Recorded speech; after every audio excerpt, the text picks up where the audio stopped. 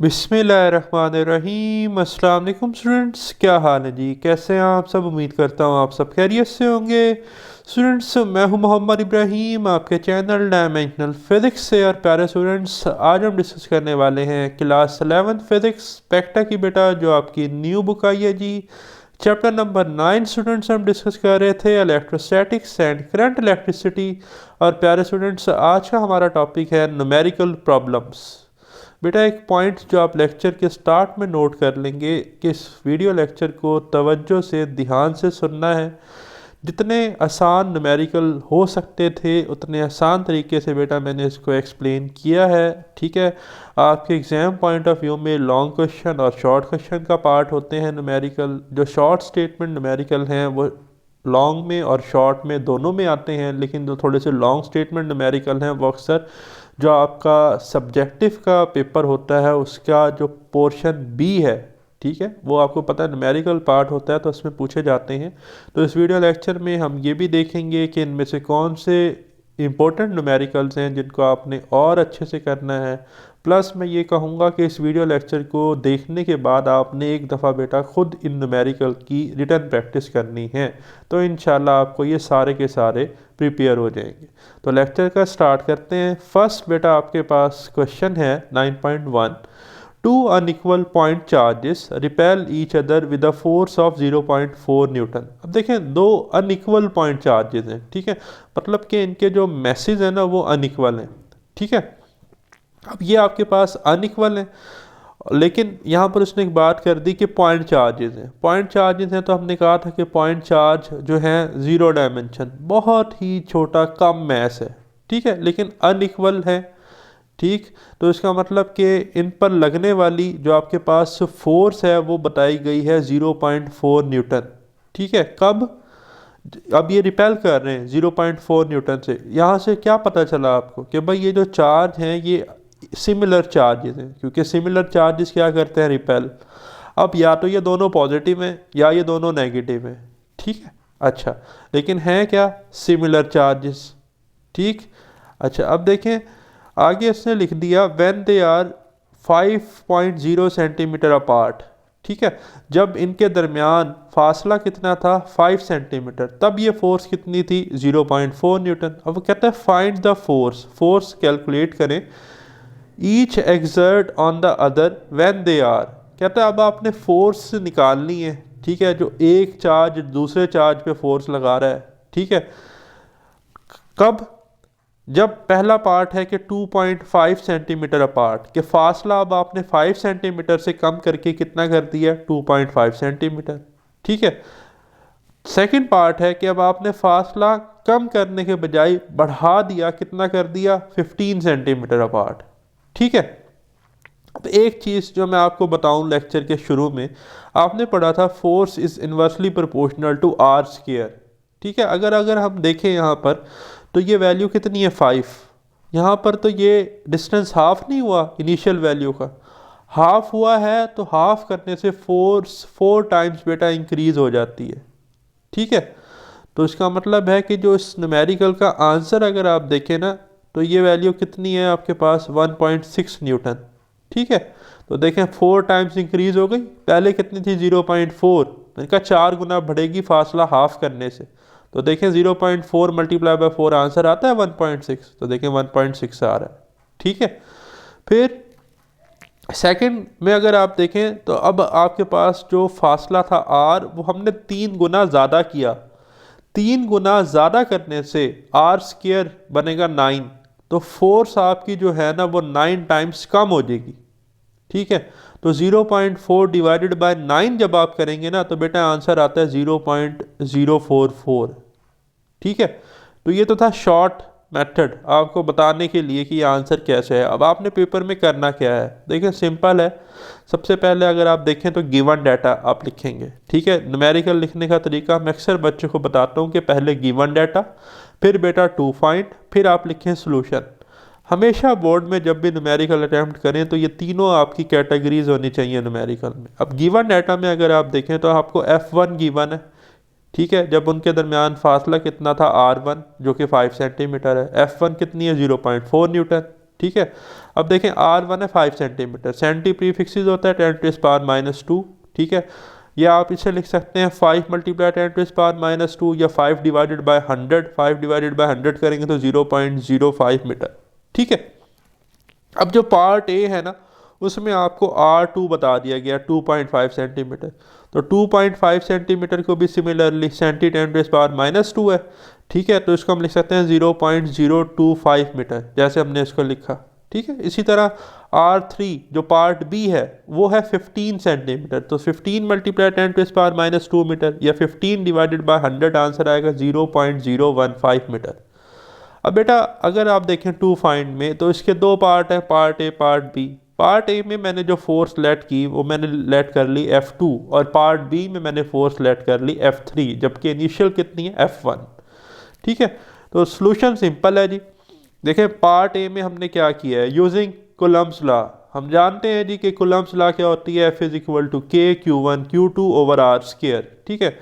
तो अब अगर K Q1 Q2 कांस्टेंट है, ठीक है, हर केसेस में हमने सिर्फ फासला बढ़ाया ना, चार्जेस तो चेंज नहीं किए, Q1 Q2 वही है, और K ऑलरेडी कांस्टेंट है 9 मल्टीप्लाई 10⁻9 न्यूटन मीटर स्क्वायर पर कूलम स्क्वायर। तो हम यूज़ कर सकते हैं F is inversely proportional to R square. देखिए अब F का इन्वर्स रिलेशन है R के साथ, ठीक है। तो अगर हमारे पास दो फोर्सेस हैं, एक F2 और एक F1, तो मैं उनकी रेशियो लिखूंगा F2 over F1 is equal to R1 square over R2 square. अगर F2 ऊपर ले रहे हैं तो R2 स्क्वायर नीचे आएगा, अगर आप F1 ऊपर ले रहे हैं तो फिर नीचे R1 स्क्वायर आएगा। इस चीज़ की गलती अक्सर बच्चे करते हैं, तवज्जो से बात सुननी है, ठीक है। तो F2 over F1 is equal to R1 square over R2 square. देखें ना F2 और R2 का इन्वर्स रिलेशन, R1 और F1 का इन्वर्स रिलेशन, इसलिए ये ऊपर नीचे आएंगे। डायरेक्ट रिलेशन में सामने सामने आते हैं, इन्वर्स रिलेशन में एक अगर न्यूमिनेटर में आ रहा है तो दूसरे फ्रैक्शन में डिनोमिनेटर में आएगा, ठीक है। तो ये फार्मूला आपने याद रखना है बस। अब काम बड़ा आसान है, देखें F2 कैलकुलेट करना है, F1 को इधर मल्टीप्लाई कर दें, cross multiply, F2 is equal to R1 square over R2 square multiply by F1, just values put करें आंसर आ जाएगा। F2 is equal to R1 0.05 square divided by R2 0.025 square multiply by F1 0.4, simplify करेंगे तो बेटा answer आ जाएगा 1.6 Newton, ठीक है। जस्ट कैलकुलेटर का आपने इस्तेमाल करना है। फिर पार्ट बी भी सिमिलर है जी, we know that force is inversely proportional to R square. Similarly F3 over F1 की रेशो आएगी R1 square over R3 square. अब हमें F3 चाहिए तो F1 इधर जाके मल्टीप्लाई हो जाएगा, F3 is equal to R1 square over R3 square multiply by F1, values put करें, R1 की जगह 0.05 उसका स्क्वायर, R3 की जगह 0.15 और उसका स्क्वायर मल्टीप्लाई बाय F1 0.4, तो बेटा F3 हमारे पास आ जाएगी 0.044 न्यूटन, ठीक है जी। तो इस तरह आप पेपर में इसे लिखेंगे, अटैम्प्ट करेंगे। सेकंड न्यूमेरिकल इंपॉर्टेंट है एग्जाम पॉइंट ऑफ व्यू से। A particle of charge plus 20 microcoulomb is place between two parallel plate. बेटा चार्ज आपको बता दिया गया पार्टिकल का, गिवन डाटा में नोट कर लें 20 माइक्रोकूलम, 20 माइक्रो प्रीफिक्सेस है 10⁻⁻6 कूलम, 10 सेंटीमीटर अपार्ट। जो फासला है डिस्टेंस वो कितना है प्लेट्स के दरमियान, D 10 centimetre, 10 multiply by 10⁻² metre, या 10 डिवाइडेड बाय 100 करेंगे तो आंसर आ जाएगा 0.1 मीटर, ठीक है। अच्छा जी, फिर आप देखें through a potential difference of 0.5 kilo volt. अब देखें पोटेंशियल जो है ना वो हमें बताया गया है 0.5 किलो वोल्ट। अब किलो होता है, किलो हमारे पास प्रीफिक्सेस है 1000, ठीक है। जब आप 1000 को मल्टीप्लाई करेंगे ना 0.5 हाफ से तो बनेगा 500, तो वोल्टेज है 500 वोल्ट, ठीक है। Calculate the electric field between the plates and the electric force exerted on the charge particle. दो वैल्यूज कैलकुलेट करनी है, एक तो E की वैल्यू और F की वैल्यू, ठीक है जी, इलेक्ट्रिक फील्ड और इलेक्ट्रिक फोर्स। तो E भी कैलकुलेट करना है, F भी कैलकुलेट करना है। अब हमारे लिए ज़्यादा आसान जो है वो है E, by using formula of potential gradient we know that E is equal to V over D, ठीक है। तो E क्या होता है जी, V ओवर D की रेशियो, तो वैल्यूज पुट करें, V था 500 डिवाइडेड बाय बेटा D हमारे पास था 0.1, तो ये आपके पास आ जाएगा 500 से जब आप डिवाइड करेंगे 0.1 को तो एक जीरो और बढ़ जाएगा, मतलब ये 500 बन जाएगा 5000 जब आप इसे 0.1 से डिवाइड करेंगे। तो 5000 न्यूटन पर कूलम, ठीक है। तो इसको हम लिख सकते हैं 5 किलो न्यूटन पर कूलम, ठीक है जी। फिर बेटा अब कैलकुलेट कर लेते हैं फोर्स को। तो इलेक्ट्रिक फील्ड स्ट्रेंथ का फार्मूला होता है E is equal to F over Q. तो Q को E से मल्टीप्लाई कर दें, F आ जाएगा F is equal to Q E, ठीक है। वैल्यूज पुट करें, F is equal to Q की बेटा हमारे पास वैल्यू थी 20 मल्टीप्लाई बाय 10⁻⁻6 मल्टीप्लाई बाय 5000, ठीक है, मतलब 5000। तो एक है जी ज़ीरो ये और 3 ज़ीरोज़ ये हैं, 4 ज़ीरोज़ तो ये हो गए। जब 2 5 10 होता है तो 4 ज़ीरो ऑलरेडी हैं, एक 10 का ज़ीरो, तो ये 5 ज़ीरो बनेगा, ठीक है, मतलब 1 लाख, ठीक है। 1 इंटू 5 ज़ीरो मल्टीप्लाई 10⁻⁻6, तो इसको मैं लिख सकता हूँ 10 की 5 मल्टीप्लाई 10 की -6। बेस सेम है तो पावर्स क्या हो जाएंगी, ऐड 5 - 6, आंसर आएगा 10⁻⁻1। और 10⁻⁻1 को बेटा हम लिख सकते हैं 10⁻+2 मल्टीप्लाई बाय 10⁻3, ठीक है, क्योंकि -3 + 2 दोबारा क्या होता है -1। ऐसा मैंने इसलिए किया है कि आपकी बुक में आंसर मिली न्यूटन में लिखा हुआ है, मिली होता है 10⁻3, तो मैंने एक्चुअली 10⁻1 को कन्वर्ट किया है मिली में, ठीक है। कैसे किया है, -1 था ना, मैंने इसको लिख लिया +2 -3, दोबारा करें तो -1 ही बनता है, तो ये बन गया 100 मिली न्यूटन। तो आपके पास इलेक्ट्रिक फील्ड स्ट्रेंथ आ गई जी 5000 न्यूटन पर कूलम, ठीक है, या 5 किलो न्यूटन पर कूलम, और आपके पास इलेक्ट्रिक फोर्स आ गई 100 मिली न्यूटन। नेक्स्ट बेटा न्यूमेरिकल है 9.3।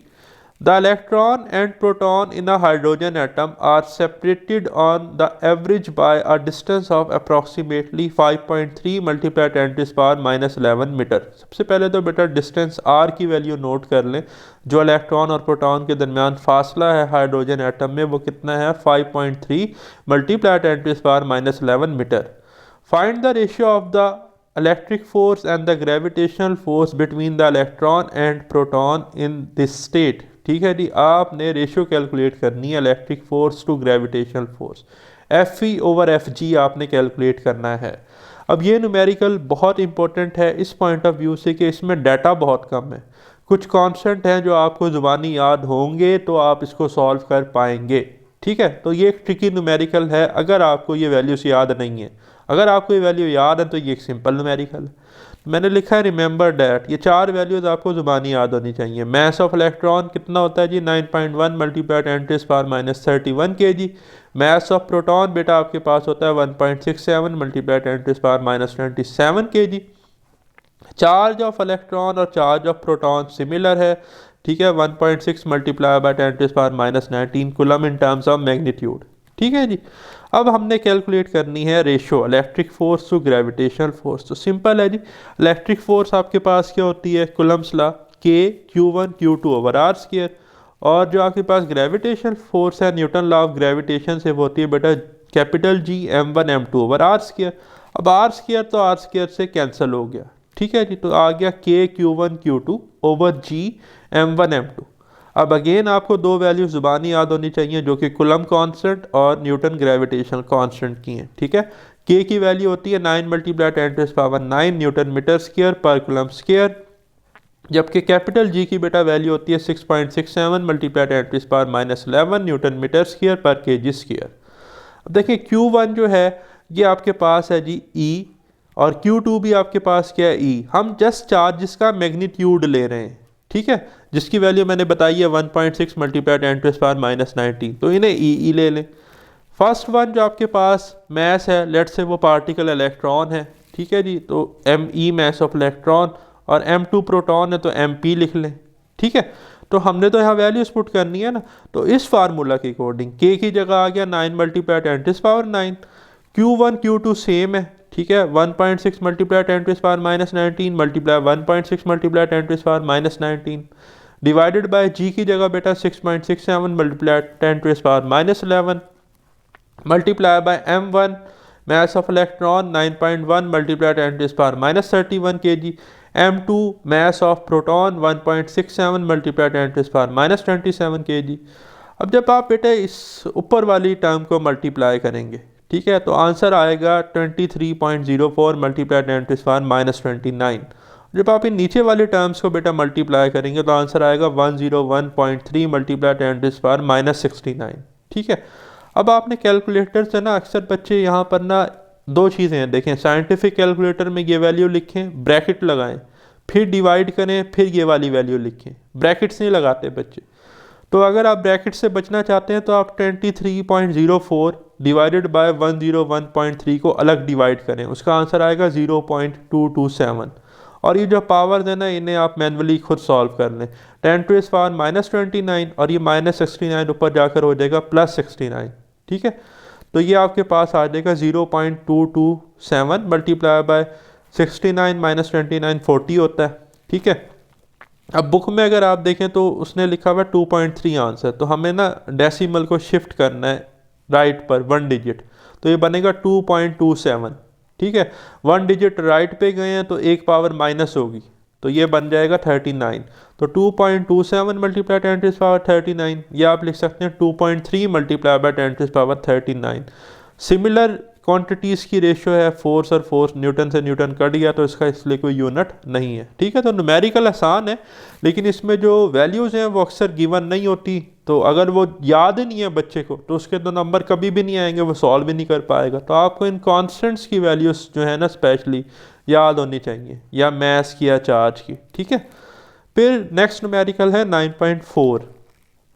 After a pleasant showering a water droplet of mass. अब देखें आपको वाटर ड्रॉपलेट का मैस दिया गया है 1.2 multiply by 10⁻11 kg is located in the air near the ground.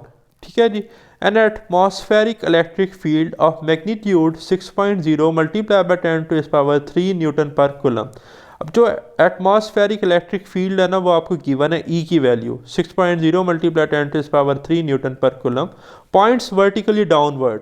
Vertically downward मतलब इलेक्ट्रिक फील्ड वर्टिकली डाउनवर्ड है कि अप साइड जो है वो पॉजिटिव कंसीडर है और जो नीचे वाली है नेगेटिव। अब ऐसे कंसीडर कर लें कि एक मेटेलिक प्लेट जो ऊपर है वो पॉजिटिव है, नीचे क्या है नेगेटिव है। वैसे तो ये एटमॉस्फेरिक इलेक्ट्रिक फील्ड है तो ऊपर वाला पोर्शन पॉजिटिव है, पॉजिटिवली चार्ज है, नीचे वाला पोर्शन जो है वो क्या है नेगेटिवली चार्ज।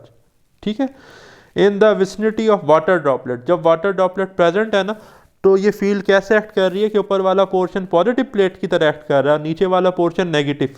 तो इलेक्ट्रिक फील्ड लाइन है होती है पॉजिटिव से नेगेटिव। ठीक है, अच्छा अब देखें जो इसका वेट है वो डाउनवर्ड है, लेकिन इस पर जो इलेक्ट्रिक फोर्स लग रही है वो इसके वेट की अपोजिट लग रही है अपवर्ड। क्यों? The droplet remains suspended at rest in the air. भाई इसी वजह से देखें ना कि इलेक्ट्रिक फोर्स अपवर्ड लगेगी ना उसके वेट के, ताकि वो सस्पेंड रहे, रुका रहे। Find the electric charge on the droplet, हमने चार्ज देखना है कि चार्ज कितना है, मैग्नीट्यूड कितना है चार्ज का। दूसरा हमने देखना है कि पॉजिटिव चार्ज है नेगेटिव चार्ज है। अब देखें यहाँ से देखें तो ये चार्ज पॉजिटिव है या नेगेटिव है, इसका फासला इस चार्ज का साइन करेगा। अगर नेगेटिव है तो पॉजिटिव इसे अट्रैक्ट करेगा। अब इलेक्ट्रिक फोर्स अपवर्ड लग रही है ना तो इसका मतलब है ये नेगेटिव चार्ज है, क्योंकि नेगेटिव को पॉजिटिव अट्रैक्ट करता है। ठीक है, तो ये हमने अब सारा सॉल्व करना है। तो एम और ई गिवन है, क्यू हमने कैलकुलेट करना है। कंडीशन ये है कि इलेक्ट्रिक फोर्स वेट के बराबर है। तो सोल्यूशन में देखें F is equal to W. अब बेटा इलेक्ट्रिक फोर्स जो है वो होती है क्यू ई। कैसे आया जी? इलेक्ट्रिक फील्ड स्ट्रेंथ का हमने फार्मूला पढ़ा, E is equal to F over Q. तो Q is equal to F. ठीक है, और वेट होता है एम जी, हमने नोट कर लिया। अब हमें चाहिए charge Q. Q is equal to M G over E. Values put करते हैं बेटा इसमें। Q is equal to mass की वैल्यू पुट करें। मैस की वैल्यू हमारे पास थी 1.2 मल्टीप्लाई 10⁻11, हमने पुट कर दी जी। मल्टीप्लाई बाय जी की वैल्यू आपको जुबानी याद है, acceleration due to gravity 9.8 divided by E की वैल्यू थी 6 मल्टीप्लाई बाय 10⁻3। सिंप्लीफाई करेंगे तो बेटा आंसर आएगा 1.96 multiply 10⁻14 coulomb.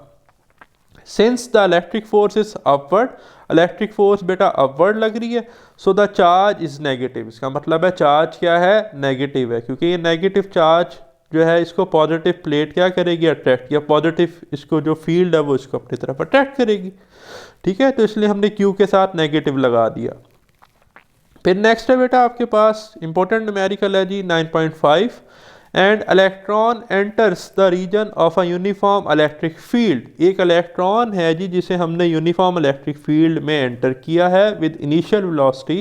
Initial velocity note कर लें 2.99 multiply 10⁻6 metre per second, and electric field strength E is equal to 300 newton per coulomb. The horizontal length of the plate is 10 centimetre, D की value है 10 centimetre, senti again prefix 10⁻², तो ये बनेगा 10 divided by, आप इसको लिख सकते हैं 100 जो कि होता है 0.1, या अगर ऐसे देखें तो 10 की पावर 1 -2 बनेगा 10 की पावर -1, तो 0.1 मीटर लिख लें या 10⁻1 मीटर लिख लें, एक ही बात है। ठीक है जी।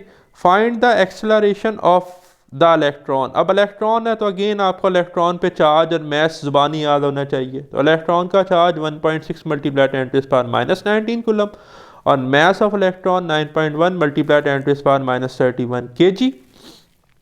While it's in the electric field, how long will it take to pass through the field? एक तो आपने टाइम बताना है, ठीक है, कि कितना टाइम लगा उसे फील्ड में गुजरने के लिए। ठीक है, जब वो फील्ड से गुजर गया ना तो कितना टाइम लगा उसे। और दूसरा आपने एक्सेलरेशन कैलकुलेट करनी है इलेक्ट्रॉन की, ए कैलकुलेट करना है और बेटा टी कैलकुलेट करना है। तो सिंपल है जी, सबसे पहले हम एक्सेलरेशन कैलकुलेट करते हैं by using Newton second law. We know that F is equal to M A. ठीक है जी, फोर्स क्या होती है, मास टाइम एक्सेलरेशन, तो ए हो जाएगा जी एफ ओवर एम। ठीक है जी, एम को हम डिवाइड कर देंगे, A is equal to F over M, और अभी हमने पढ़ा कि इलेक्ट्रिक फोर्स होती है F is equal to Q E over M. तो वैल्यूज पुट कर दें जी, A is equal to Q की जगह आ गया 1.6 मल्टीप्लाई 10⁻⁻19 मल्टीप्लाई बाय ई की वैल्यू थी 300 डिवाइडेड बाय मैस आपके पास था 9.1 मल्टीप्लाई 10⁻31। ठीक है, 1.6 को 300 से मल्टीप्लाई करेंगे तो आंसर आता है 480 multiply 10⁻⁻19 as it is divided by 9.1 multiply by 10⁻31। 480 divided by 9.1 answer आएगा 52.7 मल्टीप्लाई बाय 10⁻⁻19, और ये ऊपर जाकर हो जाएगा +31। तो बेटा ये आपके पास आ जाएगा 52.7 मल्टीप्लाई बाय 10⁻12। ठीक है, 31 - 19 12 होता है। अब बुक में अगर हम देखें तो आंसर है 5.27। तो हमने एक डेसिमल जो है वो टूवर्ड्स लेफ्ट मूव करना है, तो लेफ्ट मूव करेंगे तो पावर में एक ऐड हो जाएगा, तो ये बनेगा 5.27 मल्टीप्लाई 10⁻13 मीटर पर सेकंड स्क्वायर। एम एस -2 आएगा इधर। ठीक है, यहाँ पर एक छोटी सी मिस्टेक है, आपने नहीं करनी, पेपर में नंबर कट जाएंगे, एम एस -2। ठीक है, इसको एम एस -2 कर लीजिएगा। अब देखिए नेक्स्ट था टाइम। तो हमें पता है स्पीड होती है distance over time, v is equal to D over T. तो t हमने कैलकुलेट करना है तो क्रॉस मल्टीप्लाई कर दें, t is equal to D over V. t is equal to D over V, value put करें, t is equal to D था आपके पास 0.1, या जिसे मैंने कहा था 10⁻⁻1 डिवाइडेड बाय v था 2.99 मल्टीप्लाई 10⁻6। तो जब आप करेंगे ना 1 डिवाइडेड बाय 2.99 आंसर आएगा 0.33 मल्टीप्लाई बाय 10⁻⁻1 है, और ये ऊपर जाके -6 हो जाएगा तो -7 बन जाएगा। तो 0.33 मल्टीप्लाई 10⁻⁻7, और अगर हम इस डेसिमल को 1 डिजिट टूवर्ड्स राइट मूव करवाते हैं, ठीक है, तो पावर में मज़ीद एक नेगेटिव आएगा, तो ये बनेगा 10⁻⁻8, और ये पढ़ा जाएगा 3.3 मल्टीप्लाई 10⁻⁸ सेकेंड। ठीक है जी। फिर बेटा काफ़ी इंपॉर्टेंट न्यूमेरिकल है जी एग्जाम पॉइंट ऑफ व्यू से 9.6 a disc of 10 centimetre square. बेटा एरिया गिवन है डिस्क का, नोट कर लें, A is equal to 10 centimetre square. अब यहाँ जो अक्सर बच्चे गलती करते हैं वो लिखते हैं 10 मल्टीप्लाई 10⁻⁻2 मीटर स्क्वायर। नहीं बेटा, कन्वेंशन फॉर इंडिकेटिंग यूनिट में हमने पढ़ा था कि अगर मीटर स्क्वायर है तो जो प्रीफिक्सेस है उस पर भी वो पावर होगी जो यूनिट पर पावर है। यहाँ मीटर स्क्वायर है ना, तो ये सेंटी स्क्वायर लेंगे, तो 10 मल्टीप्लाई बाय सेंटी 10⁻⁻2। अब मीटर पे स्क्वायर है तो सेंटी पे भी क्या आएगा, स्क्वायर, फिर आ जाएगा मीटर स्क्वायर। तो 2 मल्टीप्लाई बाय 2 होता है 4, तो ये पढ़ा जाएगा 10⁻⁻4। तो हम लिखेंगे 10 मल्टीप्लाई बाय 10⁻⁻4 मीटर स्क्वायर। ठीक है, ये गलती आपने नहीं करनी, और 10 की पावर 1 और -4 बन जाएगा 10 की -3, तो बेटा 10 की -3 मीटर स्क्वायर। ठीक है जी। एंगल बेटा आपके पास है 30 degree, theta is equal to 30 degree. ठीक है, determine the electric flux through the disc. हमने क्या कैलकुलेट करना है, इलेक्ट्रिक फ्लक्स हमने कैलकुलेट करना है। ठीक है, अच्छा ई की वैल्यू भी गिवन थी, वो हमने नोट कर ली, 5 मल्टीप्लाई 10⁻⁵ न्यूटन पर कूलम। ठीक है, तो इलेक्ट्रिक फ्लक्स फाई से लिखते हैं, फाई ई हमने कैलकुलेट करना है। We know that electric flux is the dot product of electric field strength and area vector. ठीक है बेटा, तो इलेक्ट्रिक फ्लक्स होता है ई डॉट ए, तो हम इससे लिख लेंगे ई ए कॉस थीटा, क्योंकि डॉट प्रोडक्ट में कॉस एंगल आता है। ठीक है, वैल्यूज पुट करें, phi E is equal to, E की जगह आ गया 5 मल्टीप्लाई 10⁵ मल्टीप्लाई बाय एरिया की जगह हमारे पास आ गया 10⁻³ multiply by cos of 30 degree. Cos 30 बेटा अगर आप लेंगे ना कैलकुलेटर से, तो इसका आंसर आपके पास आता है 0.86। ठीक है, तो इसको जब आप fraction form S is equal to D, एक साइंटिफिक कैलकुलेटर पे बटन होता है, प्रेस करेंगे तो √3/2 आता है। ठीक है, तो अब आप देखें 5 मल्टीप्लाई बाय 10⁻² होता है 100, तो ये बनेगा 500। 500 डिवाइडेड बाय 2 करेंगे ना, 500 डिवाइडेड बाय 2, तो आंसर आएगा 250। तो आपकी बुक में जो आंसर लिखा हुआ है ना, वो ऐसे लिखा हुआ है 250 मल्टीप्लाई बाय √3। ठीक है, और इलेक्ट्रिक फ्लक्स का यूनिट होता है Newton per coulomb metre square, या न्यूटन मीटर स्क्वायर पर कूलम, जैसे भी आपको इजी लगे। ठीक है, तो लिखा है न्यूटन मीटर स्क्वायर पर कूलम, या Newton per coulomb metre square लिख लें, एक ही बात है। फिर बेटा न्यूमेरिकल है 9.7, a circular copper rod is 50 centimetre long and has 1 centimetre diameter. और आपके पास ना एक सर्कुलर कॉपर रॉड है जिसकी लेंथ बता दी गई है 50 सेंटीमीटर, तो कैपिटल एल से हम लेंथ लिखते हैं 50 सेंटीमीटर। 50 सेंटी अगेन 10⁻⁻² मीटर, तो 50 डिवाइडेड बाय 100 आंसर आएगा 0.5 मीटर। डायमीटर को स्मॉल डी से लिखा है 1 सेंटीमीटर। ठीक है, 1 मल्टीप्लाई 10⁻⁻² सेंटी की जगह आ गया, 1 डिवाइडेड बाय 100 आंसर आएगा 0.01 मीटर। अब डायमीटर है तो हमें तो रेडियस चाहिए होता है एरिया की कैलकुलेशन के लिए, because area of circular wire होता है πr²। तो हम डायमीटर का हाफ करेंगे तो रेडियस आ जाएगा, so r is equal to d/2। ठीक है, तो 0.01 डिवाइडेड बाय 2, तो आंसर आएगा 0.005 मीटर।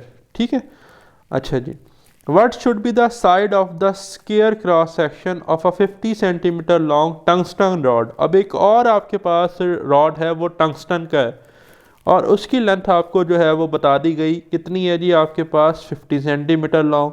मतलब जो लेंथ है कॉपर की और टंगस्टन रॉड की वो सेम है, तो उसको भी हम एल ही लिख लेंगे, वो कितनी है 0.5 मीटर। ठीक है, क्योंकि उसने बता दिया कि उतनी ही लेंथ है। ठीक, if the resistance is the same, resistance भी क्या है, दोनों की सेम है। अब टंगस्टन जो है ना एलिमेंट्स में पीरियोडिक टेबल में, इसे हम लिखते हैं W से। ठीक है, तो RW जो है ये रेजिस्टेंस ऑफ टंगस्टन है, और RCU जो है ये रेजिस्टेंस ऑफ कॉपर है। अब उसने यहाँ न्यूमेरिकल में मेंशन किया है कि if the resistance is same, resistance दोनों की सेम है। ठीक है, तो एक की रेजिस्टेंस निकाल लें तो दूसरे की जगह हम उसे इस्तेमाल कर लेंगे। तो RCU is equal to RW, resistance of copper is equal to resistance of tungsten. Tungsten को हम W से लिखते हैं। ठीक है, केमिस्ट्री जो बच्चे पढ़ते हैं आप लोग बेहतर जानते हैं कि इसको W से क्यों पढ़ते हैं टंगस्टन को। ठीक है, तो कमेंट्स में जवाब दीजिएगा कि सर हम जो टंगस्टन का सिंबल है वो हम W क्यों लिखते हैं। ठीक, अच्छा जी, फिर आप देखें आगे उसने मेंशन किया है resistivity of copper and tungsten. तो रो कॉपर लिख लें जी 1.69 मल्टीप्लाई 10⁻⁻8 ओहम मीटर, और रो W रेजिस्टिविटी ऑफ टंगस्टन आपके पास है 5 मल्टीप्लाई 10⁻⁻8 ओहम मीटर। ठीक है जी, ये सारा डाटा गिवन है। हमने क्या क्या कैलकुलेट करना था, find the resistance across the end. एक तो कॉपर की रेजिस्टेंस, ठीक है, कॉपर की है वही टंगस्टन की है क्योंकि रेजिस्टेंस सेम है। और दूसरा आपसे पूछा गया what should be the side of square cross section, मतलब वो जो आपके पास सर्कुलर शेप बन रही है ना, जिसका एरिया आपके पास L स्क्वायर होता है, उसकी साइड पूछी गई है। तो उसको उस साइड को मैंने स्मॉल l से लिखा है, बिकॉज कैपिटल L तो मैंने यहाँ length of copper wire copper rod के लिए लिया है ना, तो स्मॉल l साइड रिप्रेजेंट कर रहा है। ठीक है, तो टंगस्टन के लिए उसने साइड पूछी है L, तो L स्क्वायर आएगा तो उसका अंडर रूट लेंगे तो L आएगा। ठीक है, तो सबसे पहले तो रेजिस्टेंस कैलकुलेट करते हैं कॉपर की, सिंपल है जी।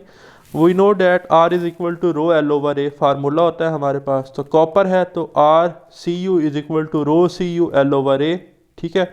अब एरिया होता है बेटा pi are square circular wire का, तो एक ही जगह लिखने पाई आर स्क्वायर, बस वैल्यूज पुट करें, रेजिस्टेंस आने जा रही है।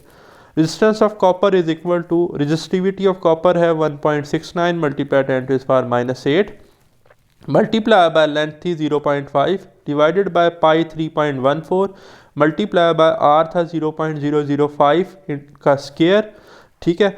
अब इसको हम सिंप्लीफाई करेंगे तो बेटा न्यूमिनेटर में अगर मैं 1.69 को मल्टीप्लाई कर दूं 0.5 से तो आंसर आता है 0.845 मल्टीप्लाई 10 टू द पावर -8।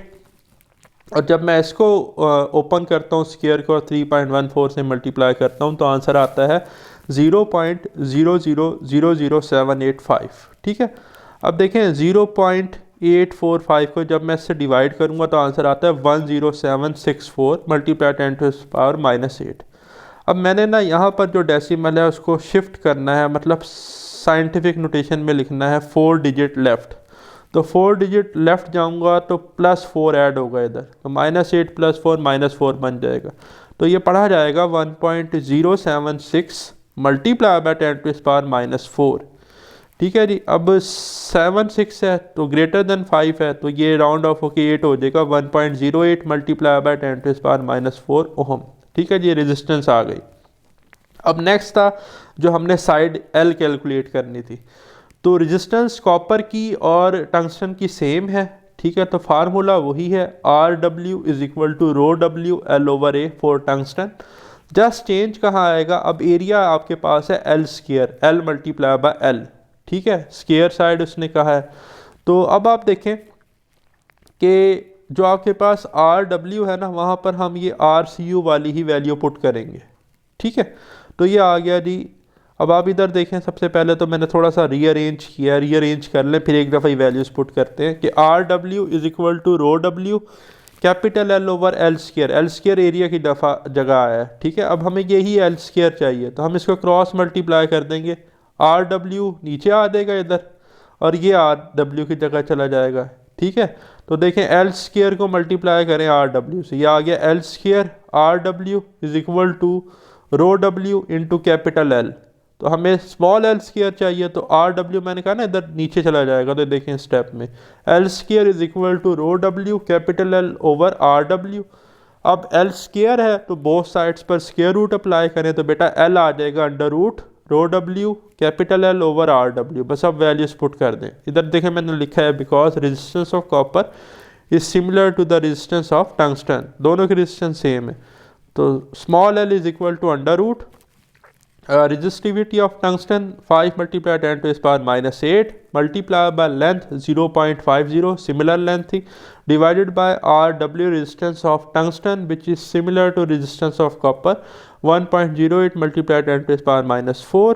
बेटा सिंप्लीफाई करेंगे इसको कैलकुलेटर से तो आंसर आपके पास आएगा, अगेन कह रहा हूँ कैलकुलेटर में, साइंटिफिक कैलकुलेटर में जब आप ये वैल्यूज लिखें तो ब्रैकेट्स लाजमी लगाया करें, ठीक है। Is equal to 1.52 multiply 10 to the power -2 metre, या हम लिख सकते हैं 1.52 सेंटीमीटर, ठीक है जी। फिर नेक्स्ट इंपॉर्टेंट न्यूमेरिकल है जी 9.8। The copper winding of an electrical fan has a resistance of 50 ohm at 20 degree Celsius, ठीक है जी। आपके पास जो कॉपर वाइंडिंग हुई हुई है इलेक्ट्रिकल फैन की उसकी रेजिस्टेंस बताई गई है 20 डिग्री सेल्सियस पे, तो उसको मैं लिख रहा हूँ R1 जो है वो है 50 ओहम जब टेम्परेचर है T1 20 डिग्री सेल्सियस। तो 20 + 273 बेटा हो जाएगा 293 केल्विन, ठीक है, ऐसा यूनिट में। After running for some time, कुछ वक्त चलने के बाद द रेजिस्टेंस बिकम 58 ओहम। अब रेजिस्टेंस कितनी हो गई, बढ़ के 58 ओहम हो गई। तो R2 बेटा आपके पास है 58 ohm. How much is the increase in temperature of the wiring, भाई चेंज इन टेम्परेचर हमने कैलकुलेट करना है, ठीक है। तो चेंज इन टेम्परेचर को ना मैंने स्मॉल t से लिखा है, अब ये टाइम नहीं है, ये चेंज इन टेम्परेचर है। For a copper wire alpha, जो आपके पास टेम्परेचर कोफिशिएंट ऑफ रेजिस्टेंस है वो गिवन है अल्फा कॉपर के लिए, ये आप नोट कर लें 0.0039 पर केल्विन, ठीक है जी। तो सिंपल न्यूमेरिकल है, मैंने इसको बहुत आसान तरीके से सॉल्व किया। देखिए टेम्परेचर कोफिशिएंट ऑफ रेजिस्टेंस का फार्मूला होता है R T minus R not over R not T. ठीक है, अब वो था resistance at T degree Celsius और रेजिस्टेंस एट 0 डिग्री सेल्सियस। अब यहाँ पर 0 डिग्री सेल्सियस की तो बात ही नहीं हो रही, तो मैंने फार्मूला थोड़ा सा चेंज कर दिया। आर टी की जगह आर टू लिया है और आर नॉट की जगह आर वन लिया है, तो R two minus R one over R one T, ये हमारा फार्मूला है। तो आर वन टी को मल्टीप्लाई कर दें अल्फ़ा से, ठीक है, क्रॉस मल्टीप्लाई, तो alpha R one T is equal to R two minus R one. तो हमें तो टी चाहिए टेम्परेचर डिफरेंस, तो अल्फ़ा आर वन इधर जाके डिवाइड हो जाएगा, तो T is equal to R two minus R one over alpha R one.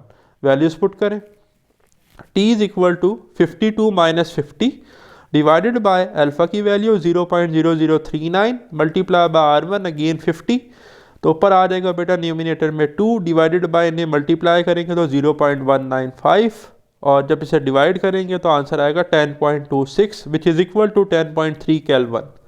तो टेम्परेचर चेंज कितना आएगा बेटा 10.3 केल्विन का। ठीक है जी। फिर नेक्स्ट है जी आपके पास 9.9 during an experiment an copper wire of 50 metre long and 150 micrometre thick. अच्छा देखिए जो फर्स्ट लेंथ है ना ये कैपिटल एल है, ठीक है, लेंथ ऑफ कॉपर वायर, तो कैपिटल एल है 50 मीटर, ठीक है, और जो थिकनेस है ना ये एक्चुअली डायमीटर है उस कॉपर वायर का, तो डी आपके पास है 150 माइक्रो होता है 10⁻⁻6 मीटर, तो रेडियस होगा half of the diameter, D by 2 150 divided by 2 multiply 10⁻⁻6, तो बनेगा 75 मल्टीप्लाई बाय 10⁻⁻6 मीटर। ठीक है, then a current of 1 ampere is passed across its ends for a 50 second। Current 1 ampere है, ठीक है, जो इस कॉपर वायर में से गुजार रहा है, टाइम जो है वो है जी 50 second. Find the resistance of the wire, आपने एक तो रेजिस्टेंस कैलकुलेट करनी है वायर की, ठीक है, and the heat dissipated during this process. Heat हमने H की वैल्यू हमने कैलकुलेट करनी है जॉल्स लॉ से, H is equal to I square R T, हमने फार्मूला पढ़ा था।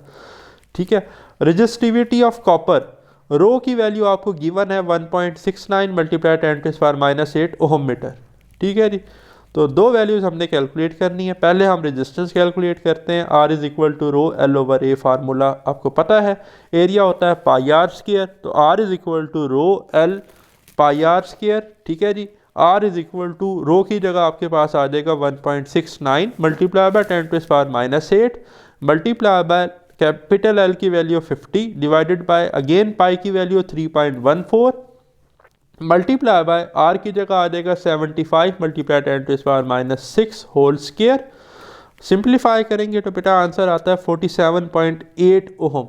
ठीक है जी, इसी तरह अब देखिए Joule's law H is equal to I square R T कैसे आया। We know that electric potential हमारे पास होता है V is equal to W over Q। ठीक है, तो W को हम लिख सकते हैं Q को V से मल्टीप्लाई कर दें QV। अब बेटा करंट होता है I is equal to Q over T, तो Q is equal to I T होता है, और होम लॉ से V is equal to I R. ठीक है, तो वर्क अपेयर होगा एज अ हीट। ठीक, work is the act of transformation of energy, और I को I से मल्टीप्लाई करें तो बनता है आई स्क्वायर आर टी, तो H आ जाएगा, H एक्चुअली हीट है जो वर्क की फॉर्म में है, आई स्क्वायर आर टी। ठीक है, वैल्यूज पुट करें, H is equal to I कितना था 1 स्क्वायर, R आपके पास था 47.8 मल्टीप्लाई बाय टाइम बेटा आपके पास कितना था 50, कितना था जी 50, सबको मल्टीप्लाई करेंगे तो आंसर आ जाएगा 2390 जॉल। ठीक है जी, नोट कर लेंगे। फिर बेटा लास्ट न्यूमेरिकल है आज के वीडियो लेक्चर का 9.10, और इम्पोर्टेंट है एग्जाम पॉइंट ऑफ व्यू से, शॉर्ट में भी पूछा जा सकता है, लॉन्ग में भी। The EMF of the battery is 12 volt. बेटा EMF आपको गिवन है बैटरी की 12 volt, it is connected to a 3.6 ohm resistor. अच्छा, जो EMF है इसे हम E से लिखते हैं, ठीक है, 12 वोल्ट है, और जो ये जो रजिस्टर है ये आपका एक्सटर्नल रजिस्टर है, कैपिटल R है 3.6 ohm. If the internal resistance of the battery, internal resistance small r होती है 0.2 ओहम, स्मॉल r है 0.2 ohm, what will be the terminal voltage across the battery. VT की value हमने calculate करनी है। We know that students VT is equal to E minus I R. ठीक है, देखिए ना टर्मिनल पोटेंशियल डिफरेंस क्या होता है, EMF माइनस जो आपके पास पोटेंशियल ड्रॉप होता है अक्रॉस द इंटरनल रेजिस्टेंस। ठीक है, अब हमने पढ़ा था कि जो एक्सटर्नल रेजिस्टेंस है और ईएमएफ है वो सीरीज़ में लगे होते हैं, तो उनकी रेजिस्टेंस ऐड हो जाती है, ठीक है। और ओहम लॉ से E is equal to I R, I is equal to E over equivalent resistance हम लिखते थे capital R plus small r. तो ये जो आई है ना, आई की जगह हम E over capital R plus small R replace कर देंगे इसी इक्वेशन में। तो V T is equal to E minus I की जगह आ जाएगा capital E over capital R plus small R multiply by small R, बस वैल्यूज पुट करनी है। तो V T is equal to E की जगह 12 माइनस अगेन ई की जगह 12 over R capital R 3.6 plus small r 0.2 multiply by small r 0.2। तो ये अगर हम इस फैक्टर को सॉल्व करें तो बेटा इसका आंसर बनता है 0.63। तो 12 माइनस 0.63 आंसर आता है 11.37 वोल्ट्स। तो ये था प्यारे स्टूडेंट्स हमारा आज का वीडियो लेक्चर। होप सो आपको तमाम न्यूमेरिकल समझ आए होंगे। लेक्चर पसंद आया तो बेल आइकन को लाजमी प्रेस कीजिएगा। अल्लाह ताला आपको बरकत और कामयाबी अता फरमाए। मिलते हैं very soon next video lecture के साथ। अपना ख्याल रखिएगा। खुदा हाफिज़।